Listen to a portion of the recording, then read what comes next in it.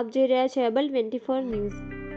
ગુજરાત રાજ્ય માર્ગ વાહન વ્યવહાર નિગમ દ્વારા સ્વચ્છતા હી સેવા મંત્રને સાર્થક કરવા વડનગર એસટી ડેપો ખાતે મહત્વપૂર્ણ પગલું ભરાયું છે। ડેપો પ્રશાસન હવે પરિસર અને બસોમાં ગંદકી ફેલાવતા મુસાફરો સામે કડક વલણ અપનાવવાનો નિર્ણય કર્યો છે।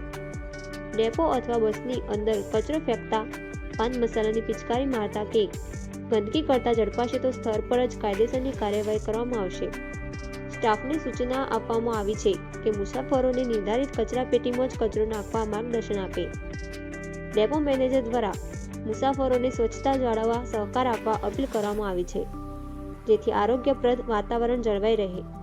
તાજેતરમાં 20થી વધુ મુસાફરો પાસેથી 1000 રૂપિયાથી વધુનો દંડ વસૂલવામાં આવ્યો હોવાનું પણ જાણવા મળે છે।